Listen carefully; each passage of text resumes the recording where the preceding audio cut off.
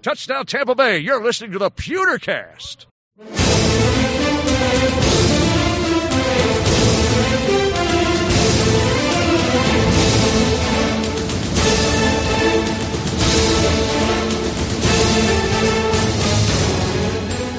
Welcome to the PewterCast. This is our final thoughts episode, grading out the Bucs versus Ravens game for week 15 of the 2018 season. Is it 15 or 16, Ren? I guess it was 16, wasn't it?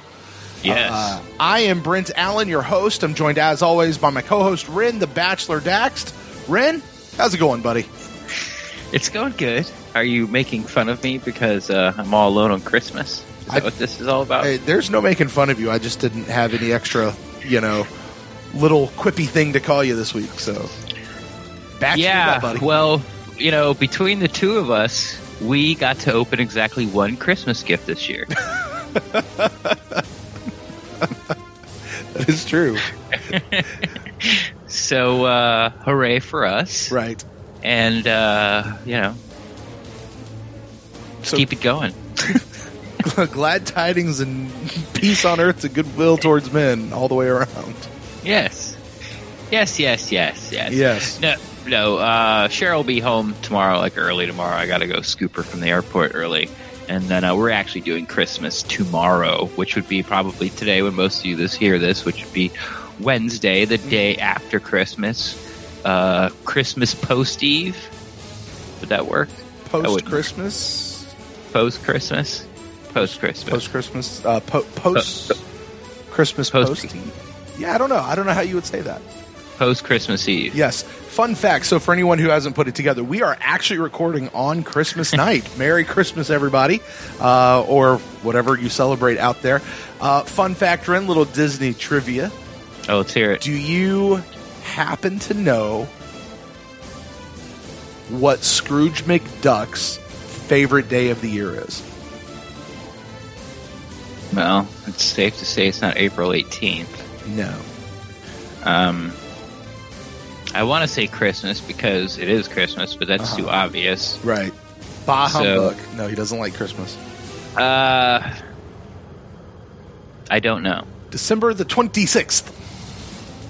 Why? And that's it. That's his song. He hates Christmas because everybody whatever, but everybody gets back to work and back to normal, and you don't have Christmas for a whole year on December the 26th.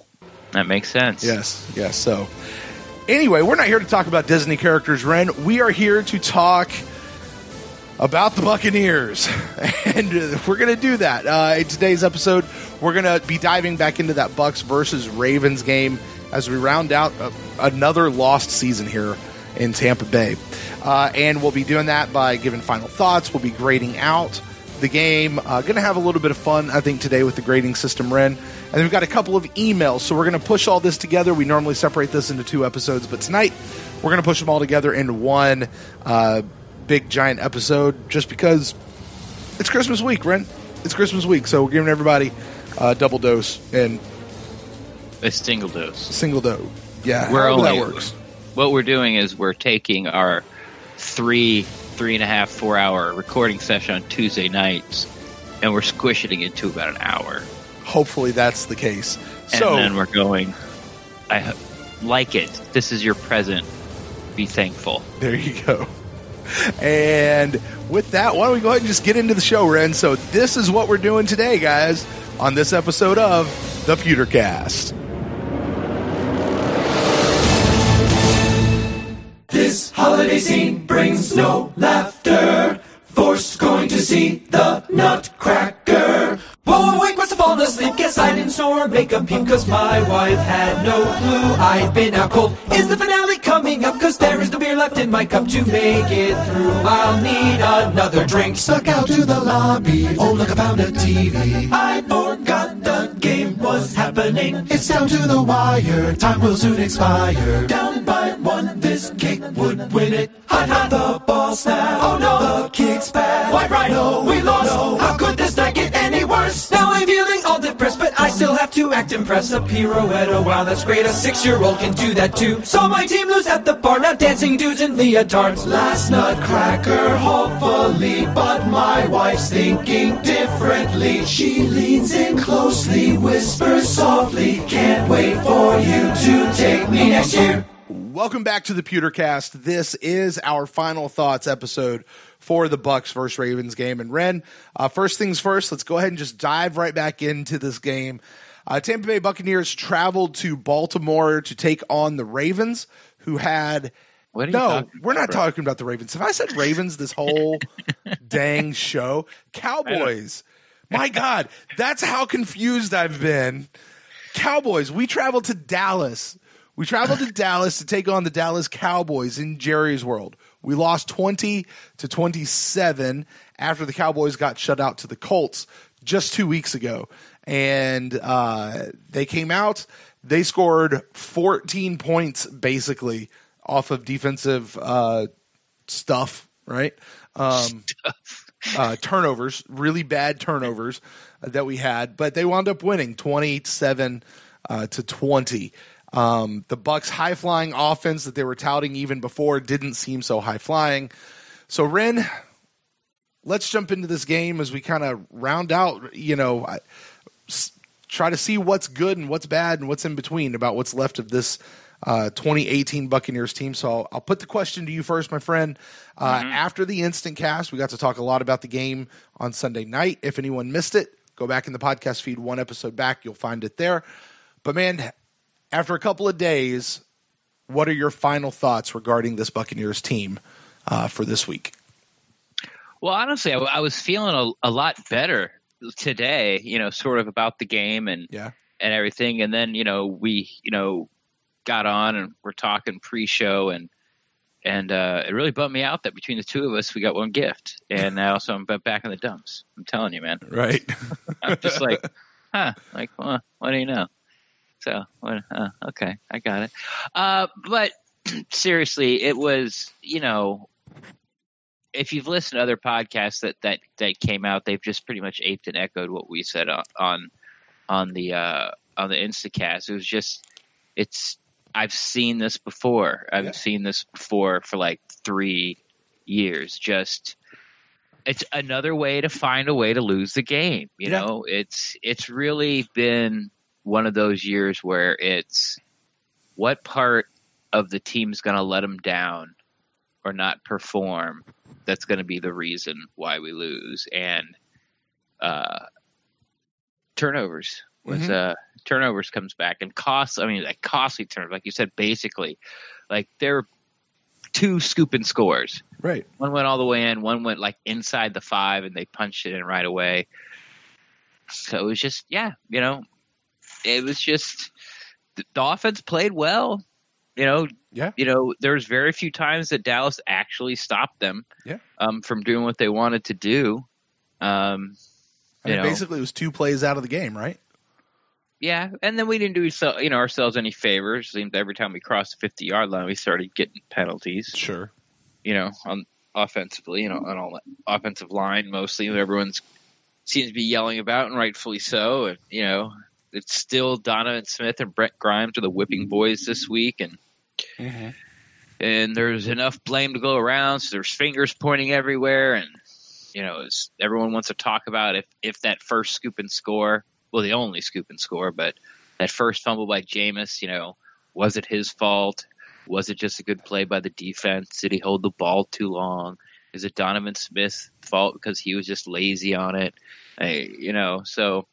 What's your take on that? Because, that whole thing is not even a question to me. I don't know why people are debating that. Like, what's your take on that? I thought it was a good play by the defender. Yeah. I'm not – now, would I have liked to seen Donovan Smith play to the whistle? Yeah. Yeah, but I don't think – even if he did, I don't think Donovan still could have caught him, you know? He pushed the guy out, around, which if Jameis was in the pocket, the backside of the pocket, and he was in position – if Jameis was where he thought he was, where when the guy gets up, he was still sort of in his way. But, the defender didn't quit, and I thought Jameis did a good job getting out of the pocket. And, he had a lot of room, so I know there's sort of this narrative out there now where Jameis wasn't decisive enough. He should have took it and ran instead of like getting the line of scrimmage and still trying to make a play, but like I said, it was just a good play by the defender. I mean, it was a hustle play, and you will see that sort of scenario play out week in and week out in the National Football League, and only once out of 30 maybe does the defender get home on that. And it's just, it's the Bucs, man. It's just, it's just what happened. So I'm not blaming Jameis for the fumble. I'm not necessarily blaming Donovan Smith for being like he quit on the play, because like I said, after he pushed him, the edge rusher past Jameis, he would have never been able to caught up to him and got behind him. Maybe a heads up or a look out. Why I hated Cole Gardner so much. He let that guy get like a 35-yard sprint at Ryan Griffin. Just like it's like, hey, you're back 4, right on your 6, coming in hot.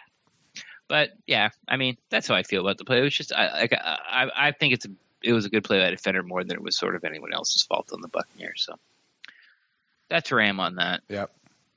Got another question for you. Sure. Ryan Jensen. Let's talk about him for a minute. Sure. A lot of the flack that I've seen him taking this week has been mostly for the penalties that he's been incurring. Now, I didn't look it up. I don't know how many penalties he's had on the season. But there have been some a couple of personal foul penalties, and those are 15-yarders, which always hurts, unless they just happen to be done at exactly the right time or something like that. Take a look at, let's think about Ryan Jensen over the course of the season. And I know I think a couple of weeks ago I was like, has he really lived up to the billing? Has he really been, all this? And I know some people want to cut him want to give him a lot of flack because he's the highest paid center in football right now, and we're paying you all that money to do this. And I always hate that argument of how much money we're paying you as a means of you almost better be superhuman and not just play like the way your position plays.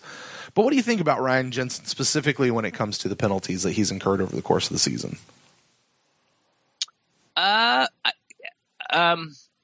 This getting on Ryan Jensen for whatever penalties or he has been playing up to what you thought, and by you I mean Buccaneer fans thought he was going to play.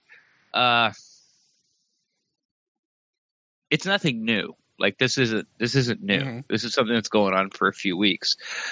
Here's where I am with it. Like, I can't judge what Ryan Jensen is doing as a blocker and a pass protector because he's playing next to Caleb Benenoch. Like, I can't give you a fair evaluation. Do I think his play has he lived up to how much money he's making? No, I don't.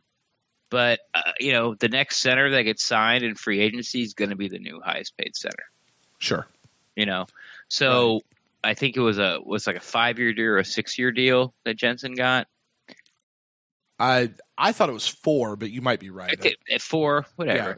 The point is, in like 2 years and in 3 years, he's going to look cheap. Right.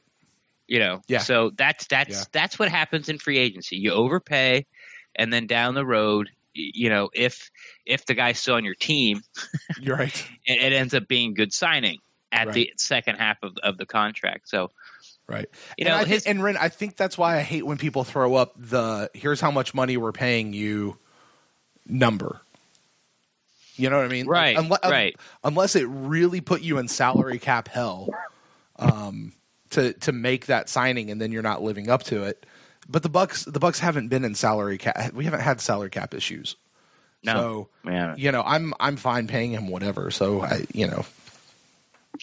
Right. And I think, if it's a 4-year deal, I think after 2 years you can start to, then I think that conversation starts to come into play. Sure.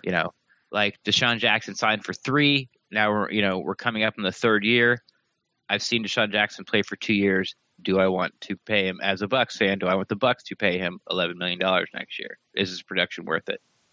No. That's when it comes into effect. Like, it's not during the first year or after the first year or even during the second year. After the second year, then you can start, I feel, in my mind, start having that conversation. Mm-hmm.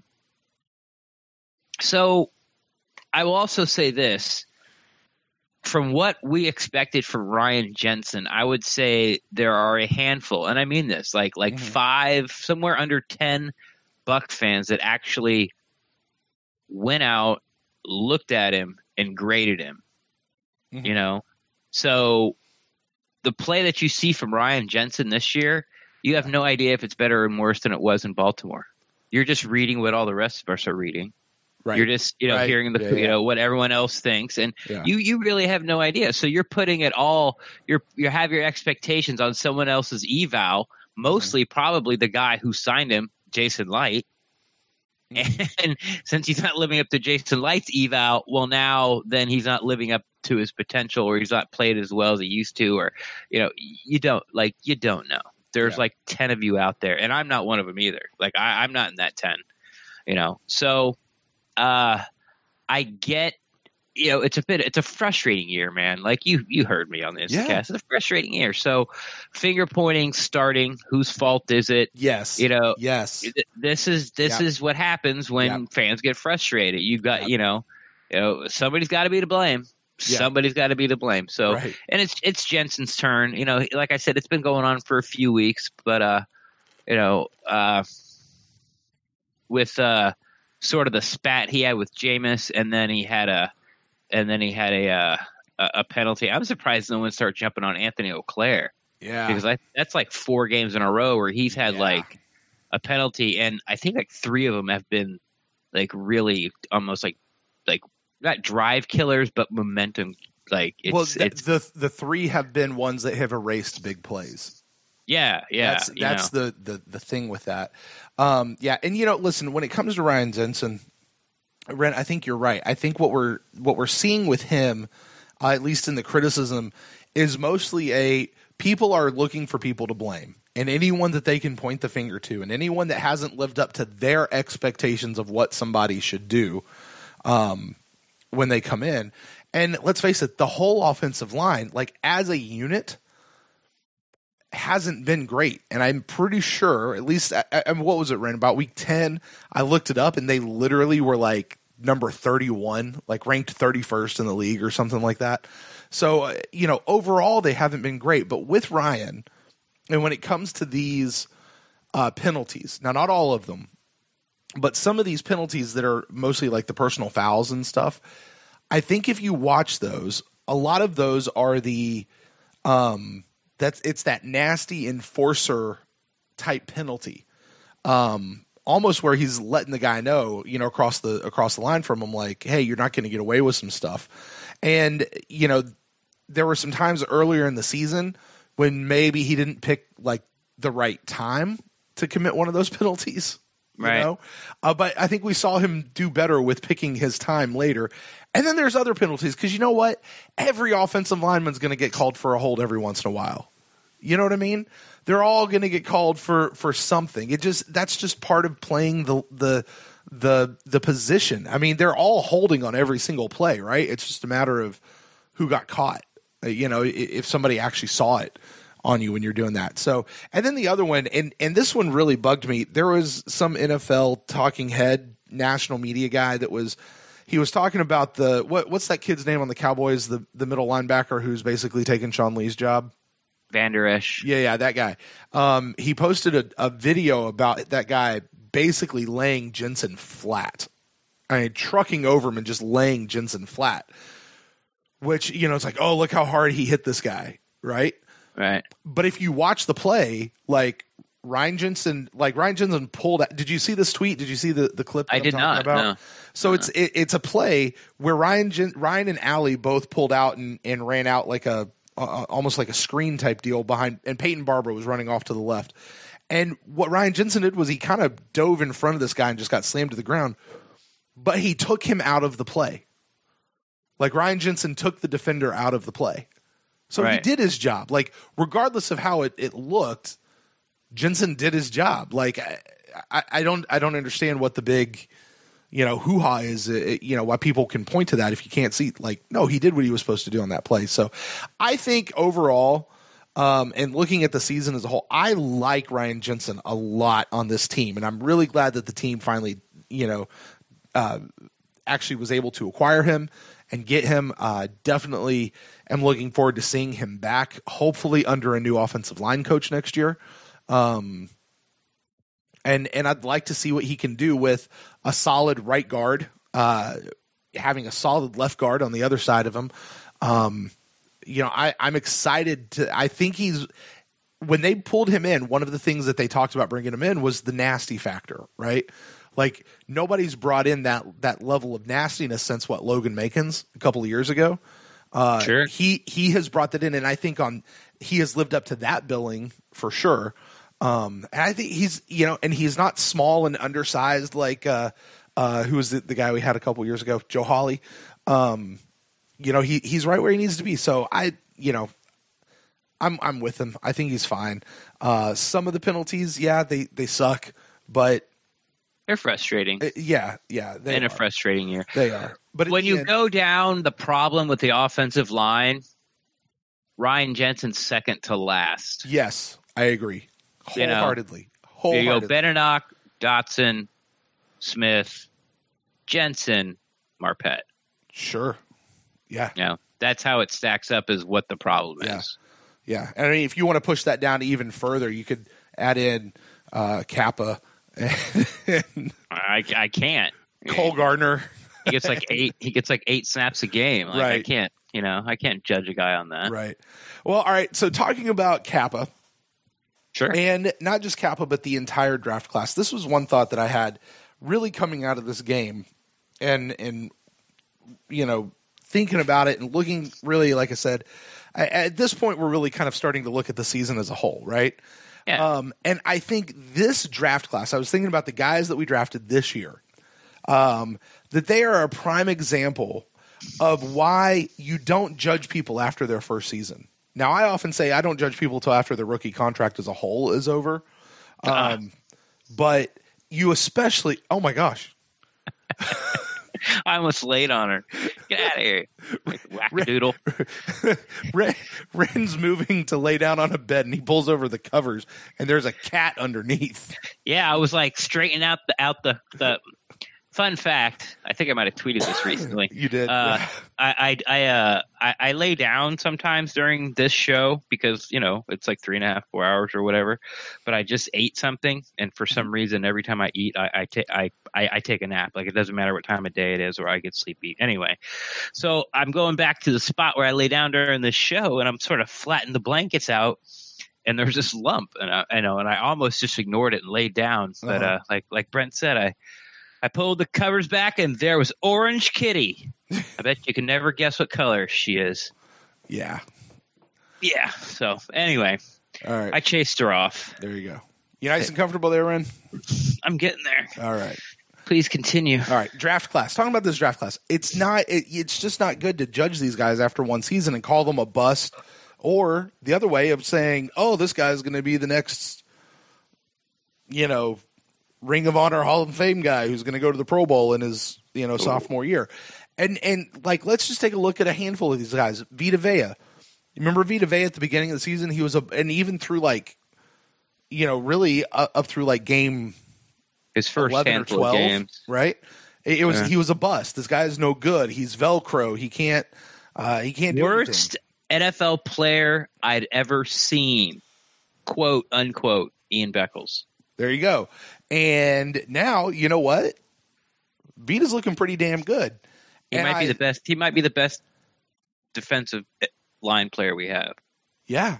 Yeah. And he might be. You can make an argument. He's in the argument. You're right. And if you remember, I think he was slated to be the number 2 guy at the beginning of the season behind Bo Allen maybe, or Gerald McCoy or something. But he's taken Bo Allen's spot as the starting nose tackle. Yeah. In the game. So we don't see him come out a whole lot. And my God, he looks really good. Now, I'm not ready to christen him the next Gerald McCoy or Warren Sapp or whatever either. It's just his rookie year. Like, I want to see how the next couple of years play out with this kid. But again, just a prime example. And then you look at a guy like Rojo. Rojo, honestly, is the only guy who's been consistent this whole year. And that's not been good. Yeah, consistently riding the bench. Yeah. But then you look at a guy like MJ Stewart. You remember him like through training camp in the beginning of the year, like, oh, I really like this MJ Stewart kid. He's good. He's really good. Man, he's jumping in. We thought Carlton Davis was going to be great, but man, MJ Stewart, like, this is great. And then we get a handful of games into it and we're like, he's just not athletic. This guy can't cover anybody. He can't run. Right. Like, and seriously, what has MJ Stewart been doing the last 9 games? He's been hurt. Has he? Not all of those. Has last week was his first week back in like 3 weeks. Was it? That's why you haven't heard from him. There you go. But did I notice he was back? Have we noticed that he's been gone really? Well, when he's gone, it's hard to notice he's gone. He does play, slot. That's not, that doesn't get a lot of run or a lot of pub. But he didn't flash during the Dallas game. I saw him a couple of times, but he didn't flash. Right.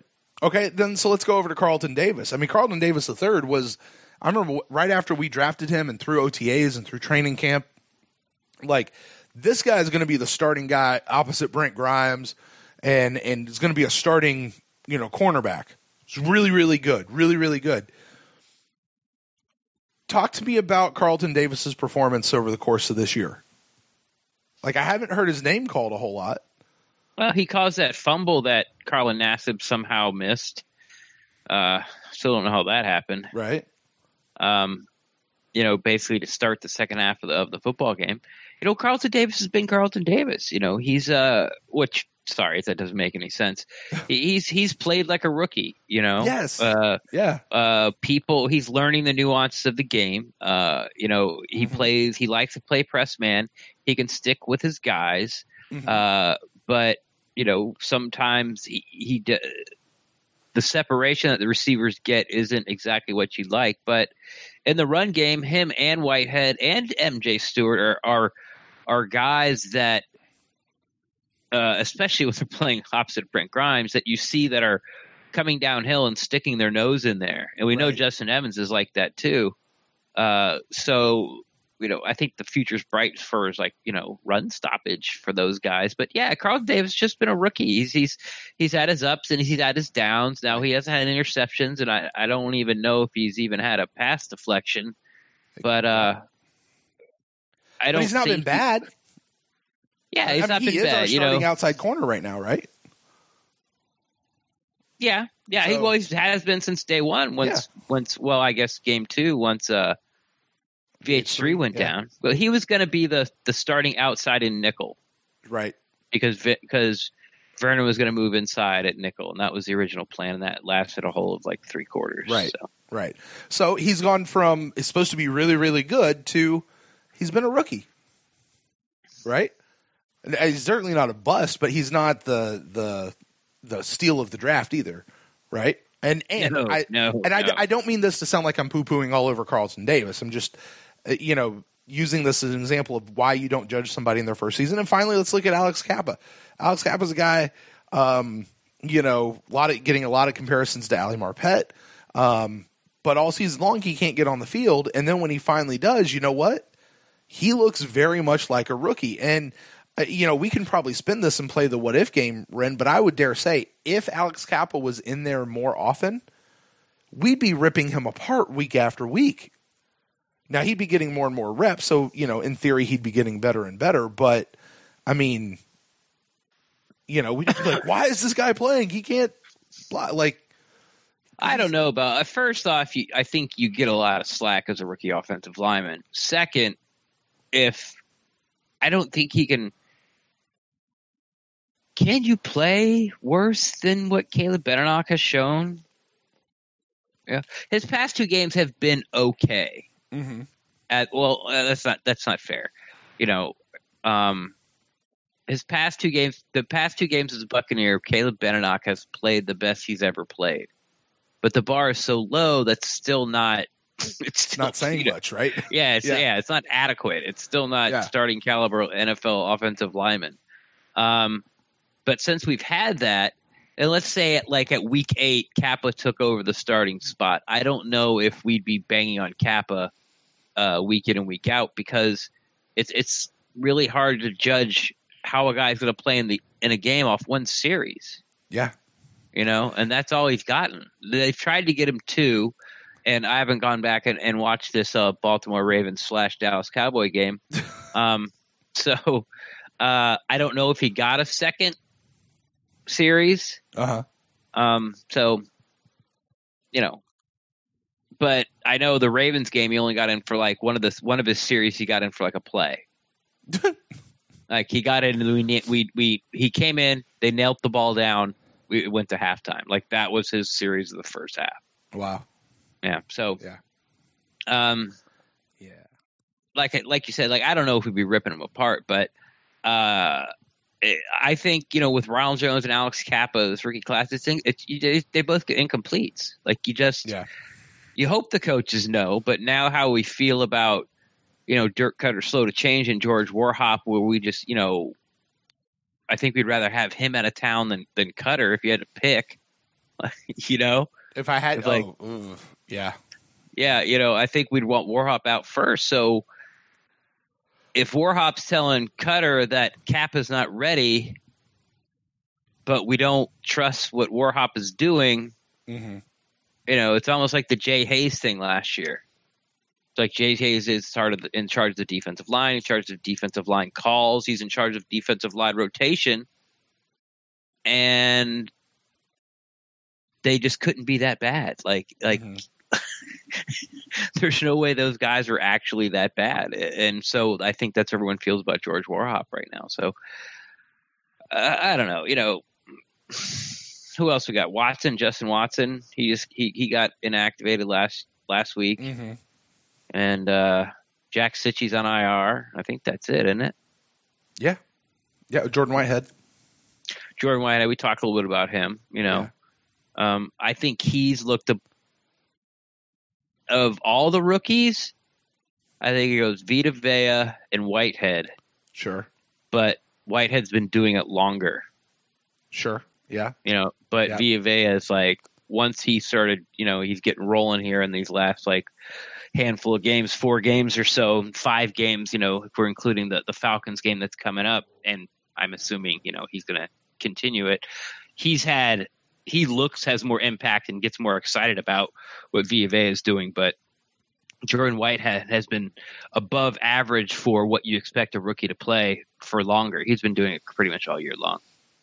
Yeah. So to go all the way back to my original point, this draft class, I think, is a prime example of why we don't judge people in their first season.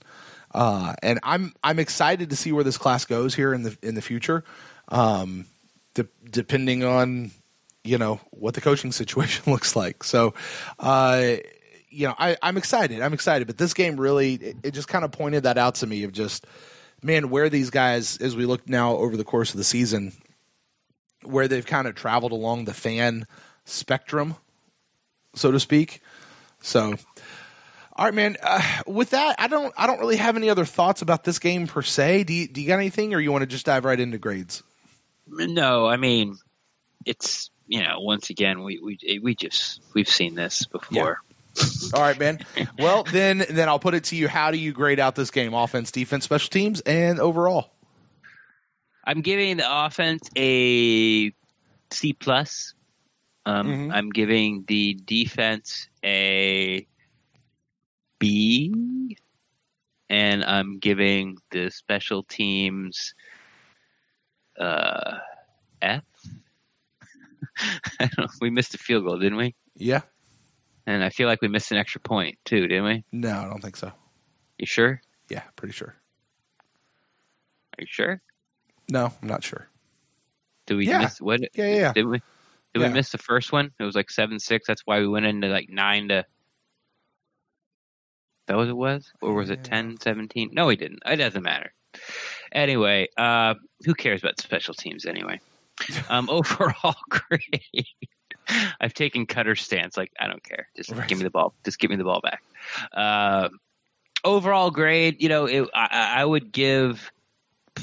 I guess I'm going to go with a B-. Like, the defense played better than what the score looked like, and the offense, I thought, moved the ball against a supposed really good, young, athletic defense, and once again, the only thing that stopped them was themselves. So I'm just going to give an overall B-, even though it was as frustrating as it was.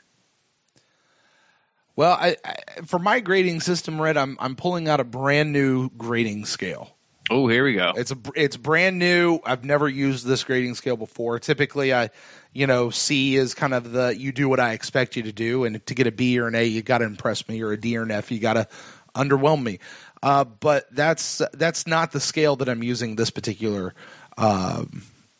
this particular time. So you guys will catch on pretty easily. For the offense, the offense looked pretty okay, moving the ball up and down, but then, penalties kept setting you back, then some costly turnovers. So the grade that I'm giving the offense is I'm giving them an again. That's the grade they get this week. Again? Defense. This week, the defense, listen, they held up. They effectively, the defense held this offense to like 13 points. Right? Yeah. I mean, like effectively and really doing their job. There was maybe you could even say 20 points, which isn't bad. 20 points with also getting on the field inside the 5-yard line. Exactly. So, however you want to do that, but for me, it's hey, they did pretty good. That's what they're getting this week. Yeah, they did all right, pretty good, but I don't care. At this point, I don't care. It's pretty good, but we lost, so suck it. Yeah, exactly. That's the grade they get. They did all right, I guess, but I don't care. Special teams. Special teams are getting a what? Who? Do we have those? Why? Whatever. Oh, we had a nice run back. Right. And the overall team grade this week, they're the entire Buccaneers organization, the team, the players on the field, they're getting a grade of that's about right. Yeah, figures. That's about right. That's how I grade out. Seems legit. Team. There you go. So yeah, it seems legit. Yeah, take that report card home and have it signed by your parents. We expect it back in on Monday. All right, Ren, well, that's going to do it for our final thoughts and grades on this Bucs and Cowboys game. Coming up on the other side of this break, we've got a handful of emails that have come in from some of our fellow fans, so we're going to get to those coming up next. On the first day of Christmas, my true love gave to me a partridge in a pear tree. On the second day of Christmas, my true love gave to me 2 turtle doves and a partridge in a pear tree.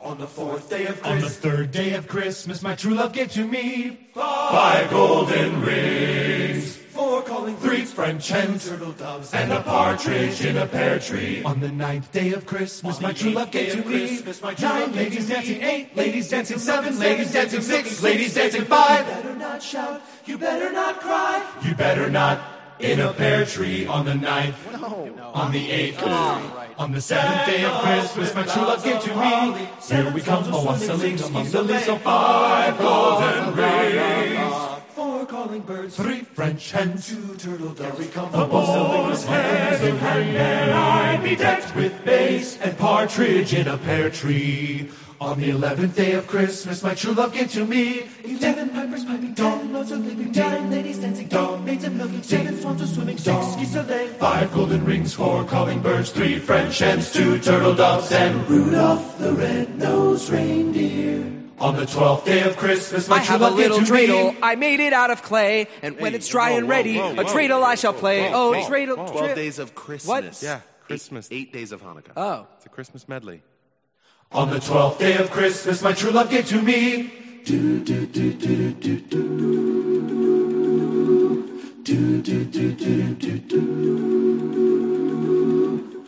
On the 12th day my true love gave to me 12 drummers drumming like Olympus above the Serengeti. 11 pipers piping, 10 lords a leaping. 9 ladies dancing, they were dancing for me. 8 maids a milking, they were milking just for me.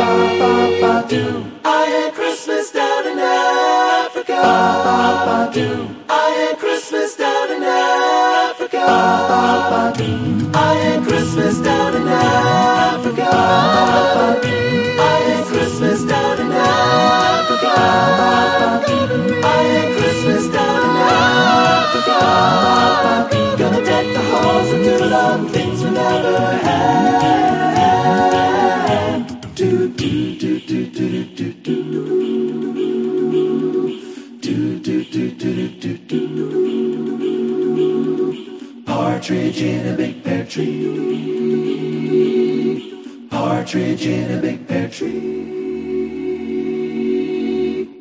And we're back. It is time for us to turn the show over to you guys, our fellow fans. Ren and I, we've had our final say on this game and where the Buccaneers are this week, according to us. And now it's time to go according to you. So we have a couple of emails to get to, Ren. But before we do that, we've got a brand new iTunes review that we like to read. And this is the part of the show where we would normally do that. So looking over there in iTunes, this one comes to us from our friend Greco Suave. Suave? How do you say that, Ren? I have no idea. No idea. Yeah. Well, he gives us a 5-star review, and he says, Merry Christmas and all that. It's real short and sweet. He just says, great podcast. Enjoy the gift. Nice. Thanks, man. Appreciate it. Yeah. That ups our gifts. To 2. To 2. Collectively between the two of us. 1 for me. There you go. So, well, Greco, thank you so much, really, for that, and thank you for everybody. A gift on Christmas, I like it. Podcast reviews, iTunes, the iTunes reviews, guys. Listen, what makes these things so special, and the reason why we place such an emphasis on them is this is one of the main ways that you guys can help spread the word about the PewterCast. And what that does is because every time we get a new rating and review, especially the good kind, the 5-star kind, or higher than that, it pushes us up in the search engines as people are looking for Buccaneers content, which even though in this lost season, Ren, people are still looking for Buccaneers content out there, which is very cool and great, I suppose. I'm not really sure how to say it, but it does push us up in those search rankings. So it's just helpful. Even in the way I understand it works, it works outside of iTunes, even though it's just the iTunes review, like however those algorithms work. So thank you guys for that. And hey, listen, if you would like to have a review read on a future show, because we do read them all, good, bad, or in between, all you got to do is go over to iTunes. 89% of our listeners listen to us on iTunes. So just go over there, click rating, click the review, write something down. We'll see it. We'll read it on an upcoming episode. And if you don't listen to us on iTunes, listen, chances are you have that account anyway. So just head on over there, leave us a review, and then go back to listening to us on whatever platform you have. And if you do listen to us on another platform and they offer a rating and review, do it for us there too. It's also very, very helpful. But thank you to Greco and everybody this season who has left us reviews. All right, Ren, with that out of the way, it is time to get to a couple of emails. And our first one comes in to us from our buddy Chris. He wrote into us for the first time, I want to say it was last week, maybe the week before. But here's what he says. There's lots of Chris's. There is lots of Chris's. This is Chris from Inland Empire. Oh, yes. Him from a couple weeks ago. I remember. All right. Chris says, he says, first of all, thanks for reading my email. I know it was very sloppy, but to clarify, I live in Menifee, California. The Inland Empire is just a collective term for Riverside and San Bernardino counties, which means not LA and not San Diego. We're just somewhere in between. But most importantly, we're not near a beach. Okay. All right. Not one of those two. Hence the name Inland. Right. There you go. There you go. Yeah. A clue, Sherlock. A clue. I figured it out. All right, Chris goes on. He says, the main thing that I like about your podcast is that we can agree to disagree. Do I know that Dirk Cutter's ass is grass? Definitely, especially if the Bucs lose these next two games. This particular email, guys, came in just shortly before the Cowboys game. And the way he's talking during press conferences is not the way that a coach wants to save his job, who wants to save his job speaks in front of the media. As far as offense, I am guilty of exaggerating a bit, but you guys are right. Yardage-wise, we finished 5th in 2015, which, if my memory serves me right, was Cutter's first year as offensive coordinator. But the scoring per game was 20th, which is piss poor when you consider you had a top 5 offense in yardage.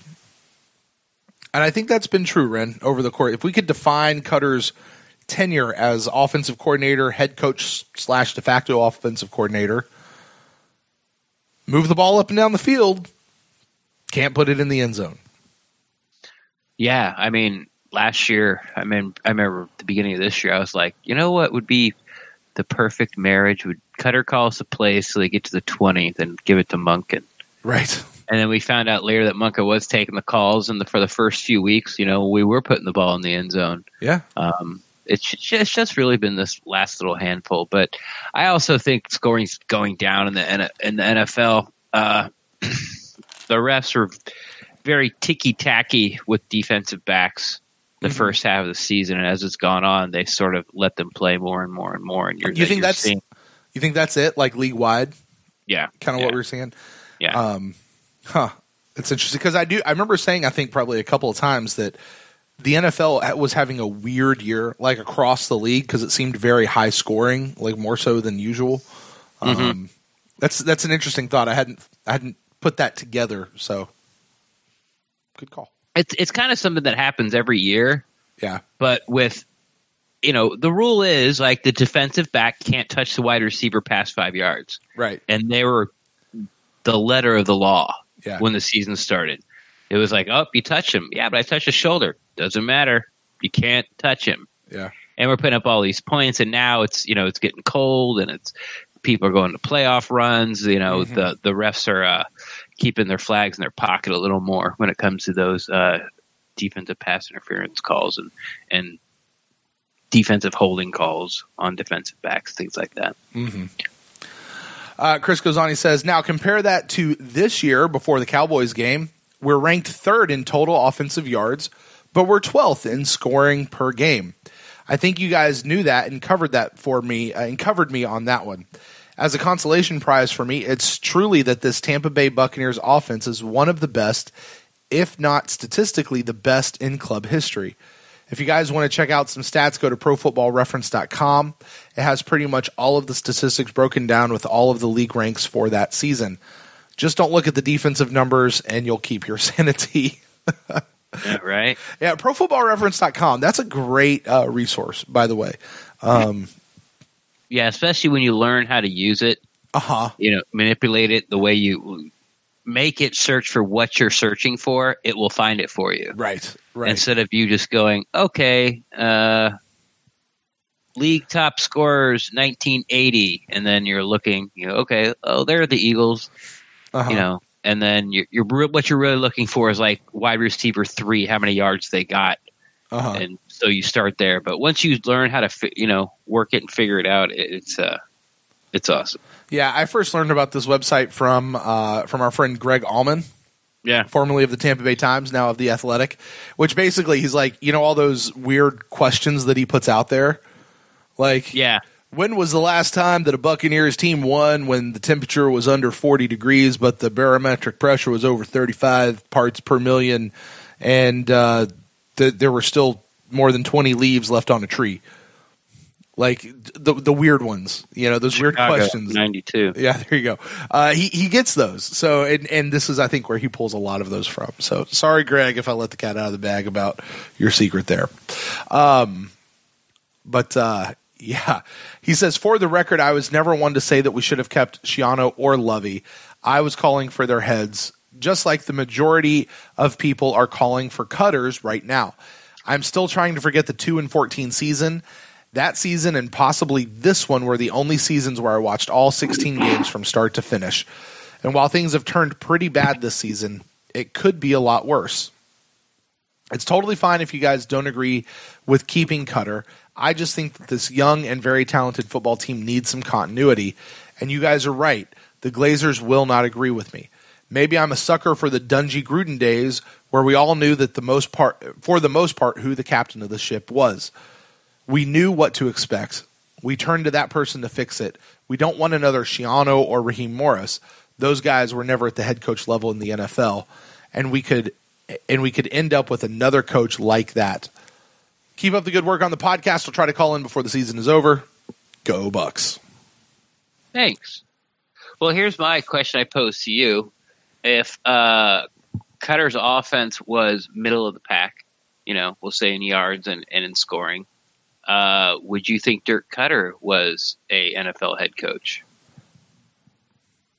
It seems, I was right with you, but then I figured out that I was basically just being scared, just like, I don't want to lose this offense because it's an offense that can compete in the playoffs and possibly win a Super Bowl. It's that good with the players there. So I want to keep the head coach because it's his offense. Keep Tom Munkin. He's calling the plays. Everything's fine. Just fix the defense. But all these other things that, like the clock management. Yeah. Without calling the timeout, like three delay of games in the same drive. It's little things like that where you need the head coach to help out. Yeah, it's Jameis's fault, but it's also Cutter's fault. And then the whole slow to change thing, and he doesn't like to play rookies, and you're starting to question, at least I am starting to question how he evaluates talent.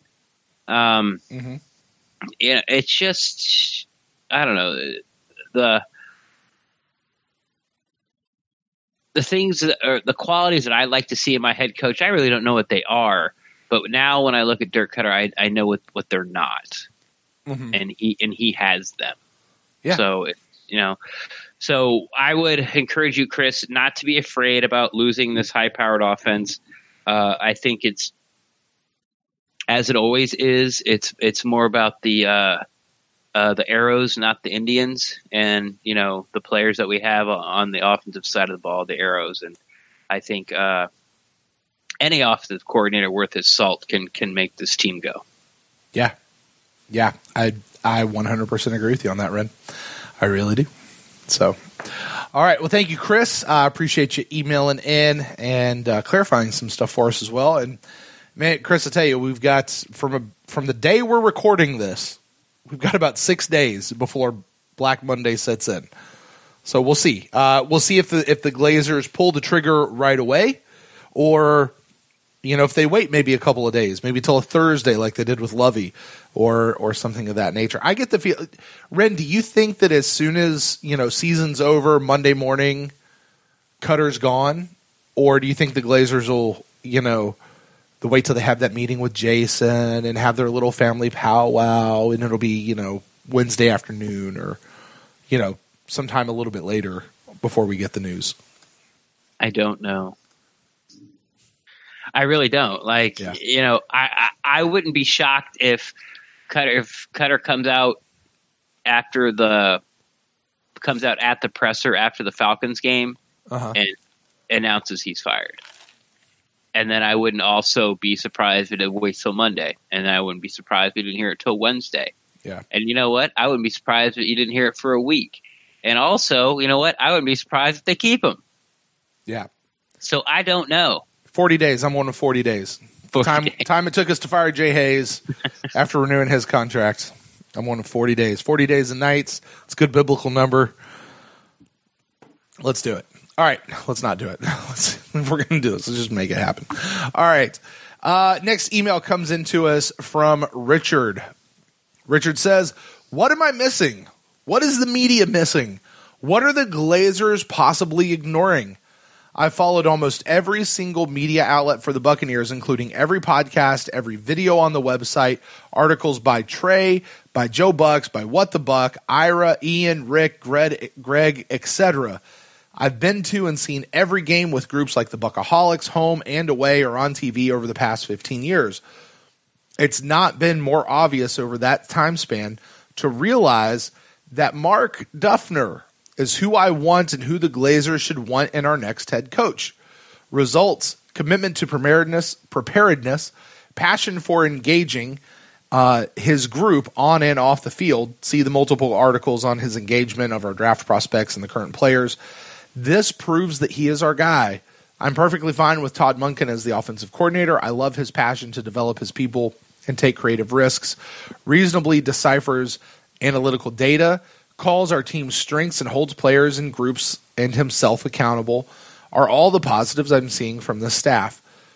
I think Jason has brought in better talent in plug-and-play setting than the long-term free agency and off-season transactions with the multi-year deal transactions.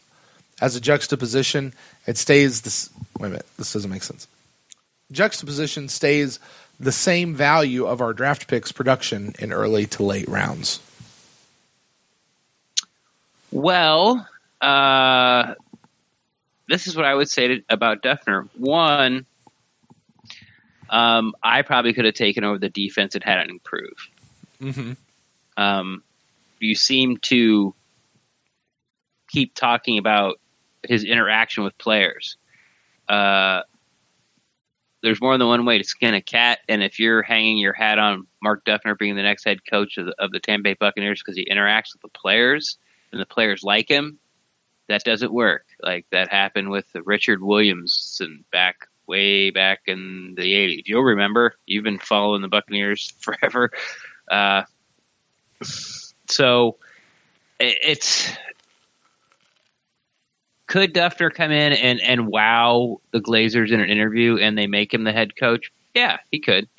I mean, I remember like Mike Tomlin was on no one's radar before he became Steelers head coach. He just came in there and gave a hell of an interview, and they were like, wow, like, yeah, we should hire this guy for somebody else does. And, you know, it's been a decade and a half, and he's still there. So, yeah, it can happen. I don't really see his age as I think it's unfair to say, well, you know, he's in his 60s or maybe even his 70s and he's never been a head coach. What makes you think he's a good candidate now? Has everyone else been wrong this whole time? That's not really fair to say, but you know, you could possibly use that in an argument. I'm not. I just don't understand.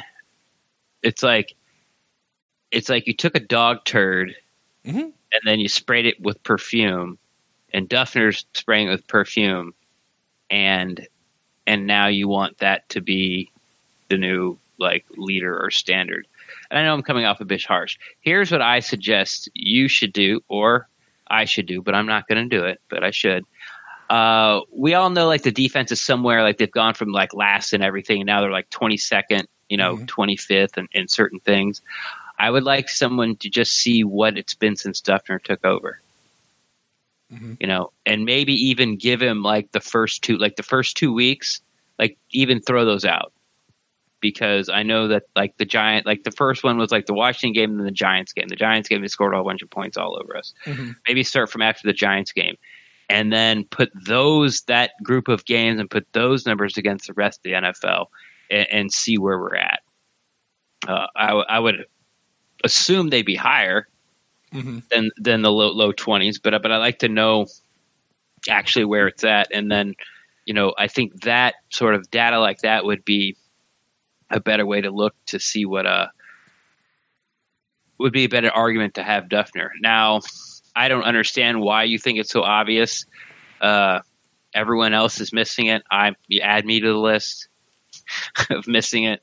You know, but you know, I've never hired a coach in my life, no matter what, you know, facet of sports, baker, like candlestick maker. I've never hired one, so I don't know what to look for. But I do find a little bit head scratching that you are so sold on Mark Duffner because you know, a handful of games the defensive coordinator taking, you know, and basically like I said, putting lipstick on a pig. Yeah, I mean, some of the other things that he says here is he talks about holding the players and the groups and even himself accountable. There is the thing, but results, he does talk about results, committed to preparedness. He does talk about engaging the guys. So I just don't think any NFL coach or even college or high school coach for that matter goes into a game unprepared. Like they have some sort of game plan. Mm-hmm. You know, I hear what you're saying. Like I really do. I know what and the defense without a doubt has improved under Duffner. And you can make the argument with a less of a roster when they have all these injuries, especially obviously on the back half of the defense. But, you know, it's once again, we were talking about Caleb Benenoch earlier. The bar was so low that you couldn't have gone it couldn't have been worse. Like it really couldn't have gone worse. Mm-hmm. So, yeah, you know, listen, I don't want to take anything away from Coach Duffner. I think Coach Duffner is making a very good case for himself to repeat as the winner of the PewterCast Award for Coach of the Year because he won last year. And I think he's making a real good case for himself why he should possibly do that. But yeah, I don't know that he is. I don't know that he's head coach where we want him to be. Now, we did talk about several weeks ago that he should at least be in the consideration, as you said, maybe even a final interview for defensive coordinator. Yeah, but that was when I thought Cutter was staying. Sure. Right. And you know, it's conceivable that whoever the new coach is should maybe at least give him a talking to, unless, you know, that new coach just already has a guy picked out, which is very likely as well. You know, all those guys who are going to be potential head coaches, they're all putting their staffs together like right now. Like they're making phone calls to see who's available, who's going to go with them and things like that. So, you know, we'll see, but I'm not sold on Duffner being a head coach just yet. I don't see that market of an improvement, but certainly the defense has been, you know, day and night better. But as you say, that bar was really low before. So yeah, Richard, I don't know. I don't know what we are missing, what you're seeing. You're probably seeing something more than what even we are. So, but thanks for adding that in. Yeah, maybe we'll find out. All right, Ren, one more email comes into us. This is a first-time emailer. Comes into us from Angus from over in the UK, I believe is where he is from. Yep, sure is. He says, Dear Brent and Ren, I know you guys like the foreign fan call-ins. It's really because of the accents. But being from London in the Great Britain, that's 5 hours ahead, it's usually a bit of a challenge to call into the Instant Cast at 3 a.m. So I'm writing you an email instead. It says, I've been following the Tampa Bay Buccaneers for a couple years now. My fiance is from Tampa, hence the connection. And I'm always in Tampa for Christmas and usually go to the last game of the season. Hey, Angus, if you're going to be there, shoot us a DM. Maybe we'll get to hook up with you and meet you, man. However, it wasn't until I started listening to the PewterCast that I really started to develop a deep knowledge and passion for the Tampa Bay Buccaneers. I went from only knowing the star players like Evans and Winston and McCoy to knowing the names of everyone from special teams to the practice squad members. So thanks to all your frequent, detailed, wide-ranging podcast discussions. Winning the Super Bowl 8 times in a row with the Bucs on Madden 2019 also helped. If only that came to life. Yeah. Oh, I think right now Bucs fans everywhere are like, yeah. Yeah, that'd be nice. That'd be nice. Right. Or 10 wins. Uh-huh.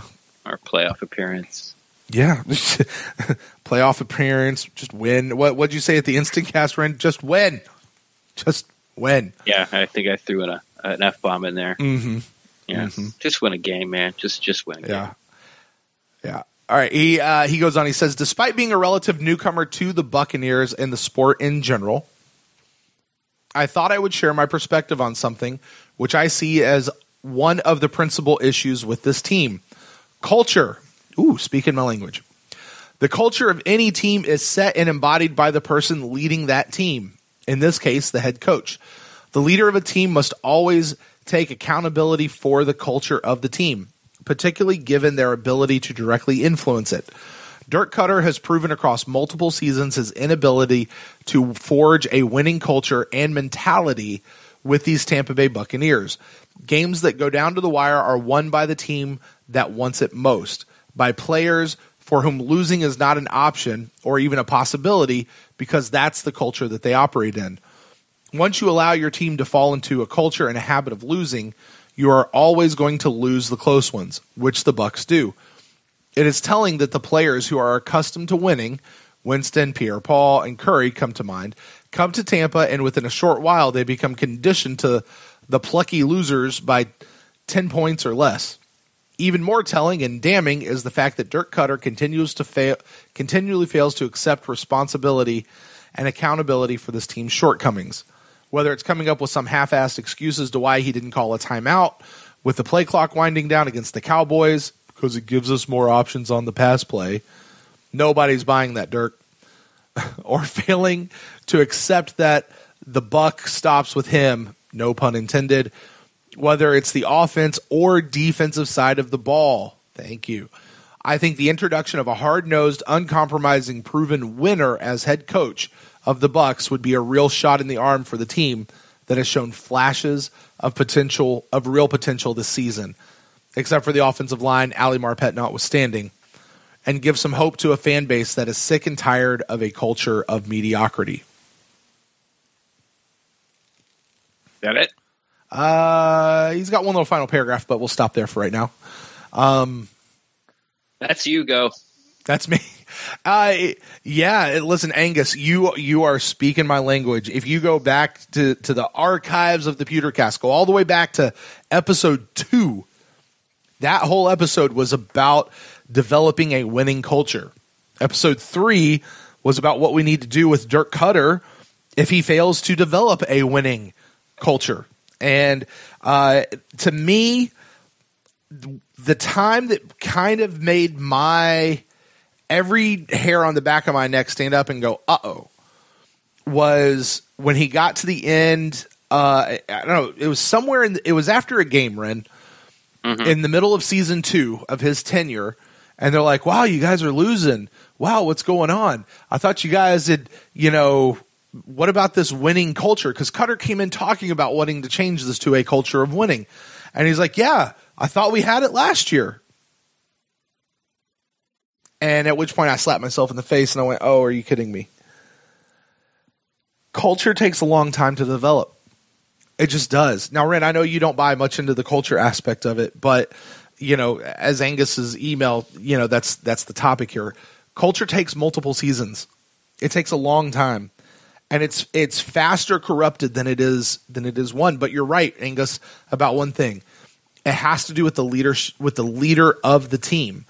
Now, whether you call that the head coach, whether you call that the GM, whether you call that the ownership group, you could put it at any level. But when you get a guy in who can come in and lead and have a plan for how to change the culture, and it's more than get a couple of good players and put them out there.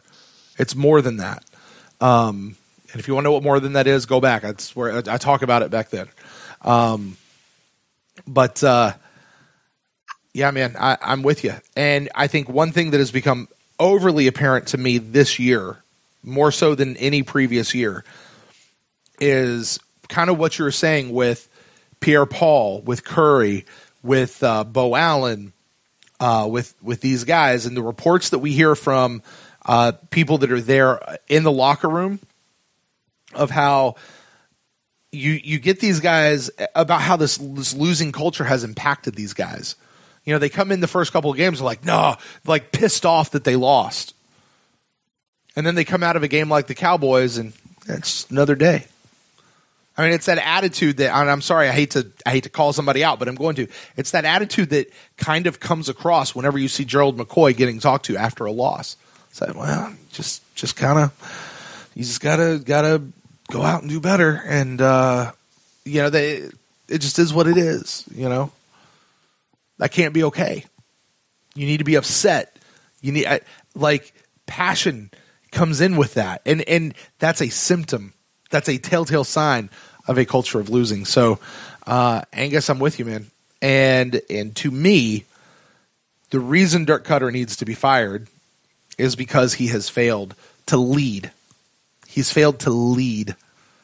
And I agree with you. And you've been listening to us, and so you get what I'm saying. A head coach has to lead the whole team, not just his side of the ball, at least in this day. That's what I'm looking for. When I'm looking for a new coach, I'm looking for a leader of the entire team, not just one side of the ball. That was a cool email.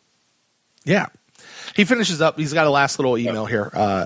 You got anything you want to talk about there, Ren? Well, no. Okay. The culture ball is firmly in your court. Sure. He finished up. He says, anyway, I love what you guys are doing with the podcast.